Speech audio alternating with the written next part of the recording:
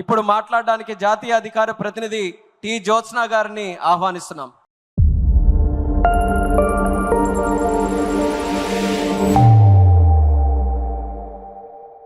అందరికీ నమస్కారం. స్త్రీ శక్తి అనేటువంటిది ఒక పదం కాదు. తెలుగుదేశం పార్టీకి స్త్రీల పట్ల, మహిళల పట్ల ఉన్నటువంటి నిబద్ధతకి అది ఒక రూపం. ఇవాళ 6 పాయింటర్స్ ఏవైతే పార్టీ నుంచి ఇస్తున్నారో అందులో స్త్రీలకి ఏ విధమైనటువంటి ఒక ఇంపార్టెన్స్ పార్టీ ఇస్తోంది అనడానికి ఇంతకు మించినటువంటి నిదర్శనం లేదు. ఎక్కువ సమయం తీసుకోకుండా చాలా క్లుప్తంగా 2-3 విషయాలు మాత్రమే చెప్తాను. సాధారణ మధ్యతరగతి కుటుంబం నుంచి వచ్చినటువంటి నేను, ఏ విధమైనటువంటి రాజకీయ బ్యాక్గ్రౌండ్ లేనటువంటి నేను ఇవాళ ఇక్కడ ఈ వేదిక మీద నుంచొని మాట్లాడగలిగేటువంటి ఒక అవకాశాన్ని కల్పించినటువంటి పార్టీ తెలుగుదేశం పార్టీ. అలాంటి పార్టీకి నా కంఠంలో ప్రాణం ఉన్నంత వరకు కూడా రుణపడి ఉంటాను, నా నాయకుడికి రుణపడి ఉంటాను. అలానే ఇందాక నుంచి వింటూ ఉన్నాం, 3 శక్తులు అక్కడ కూర్చుని ఉన్నారు. నేను ఈ మాట చెప్పాలి. ఎందుకనంటే నడి రోడ్డు మీద ఏ విధంగా సవితమ్మని ఆ రోజున అవమానించారో నేను చూసా, నేను మాట్లాడా. అనితమ్మని ఏ రకంగా అవమానించారో నేను చూసా, నేను మాట్లాడా. ఆ రోజున నేను వెళ్ళి ప్రతిరోజు కూడా టీవీ డిబేట్లలో ఏంటయ్యా మీరు మాట్లాడేది మా తెలుగు మహిళల గురించి అని అన్నా. సంధ్యమ్మ గురించి మాట్లాడా. అక్కడ కూర్చున్నటువంటి మా బండారు శ్రావణి గురించి మాట్లాడా. అక్కడ కూర్చొని దర్శిలో కంటెస్ట్ చేసి చాలా స్వల్పమైనటువంటి ఓట్ల తేడాతో ఓడిపోయినటువంటి మా లక్ష్మిని గురించి మాట్లాడా.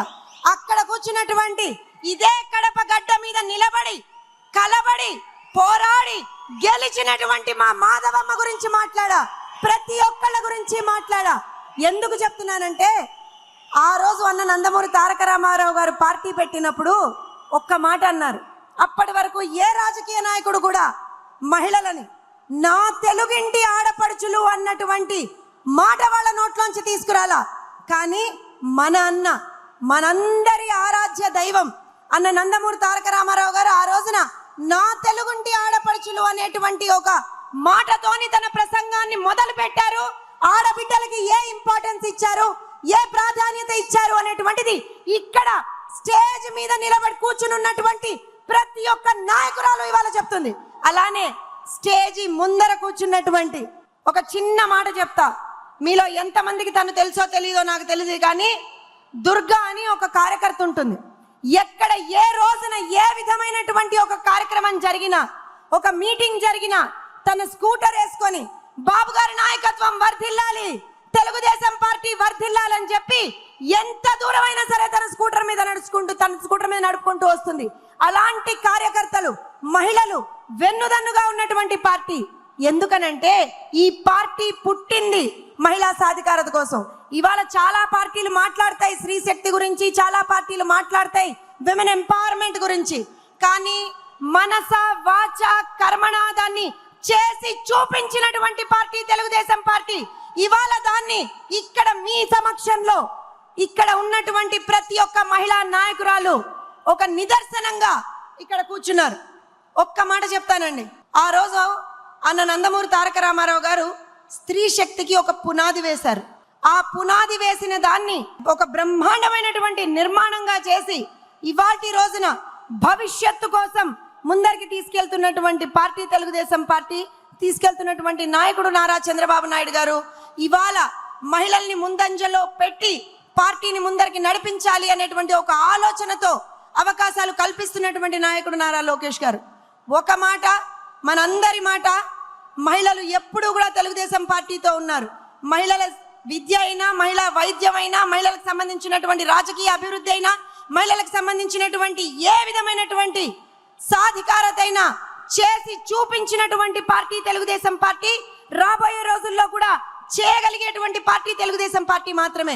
ఇక్కడ ఒక చిన్న విన్నపం జాతీయ పార్టీ అధ్యక్షుల వారికి. సార్, ఏ విధమైనటువంటి ఒక బ్రహ్మాండమైనటువంటి అవకాశాలు మహిళలు ఆ రోజున ఉమ్మడి ఆంధ్రప్రదేశ్లో తెలుగుదేశం పార్టీ ద్వారా పొందగలిగారో అలాంటి ఒక అవకాశాన్ని ఇవాళ విభజిత ఆంధ్రప్రదేశ్లో తెలంగాణ ప్రాంతంలో ఖచ్చితంగా కూడా మీరు మరలా అలాంటి అవకాశాలని కల్పించాలని చెప్పి, ఆ అవకాశం కోసం తెలంగాణలో ఉన్నటువంటి ప్రతి ఒక్క తెలుగు మహిళ మనసులో గుండె నిండా తెలుగుదేశం పార్టీ పెట్టుకొని, మనసంతా బాబు గారిని పెట్టుకొని, మనస వాచ కర్మణ పార్టీ కోసం ప్రాణాలు అర్పించడానికి కూడా సిద్ధంగా ఉన్నారు. సార్, దయచేసి తెలుగు మహిళల్ని గుర్తిస్తూ అక్కడ కూడా ఏదో విధమైనటువంటి ఒక ప్రాసెస్ స్టార్ట్ చేస్తే బాగుంటుంది అనేటువంటి ఆలోచన కార్యకర్తలు సార్, మహిళా కార్యకర్తలు సార్.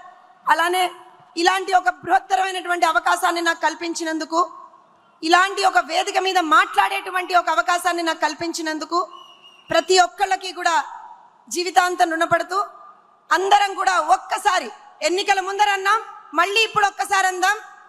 రామ్ గారు ఒక 1 minute ఐల్ టేక్.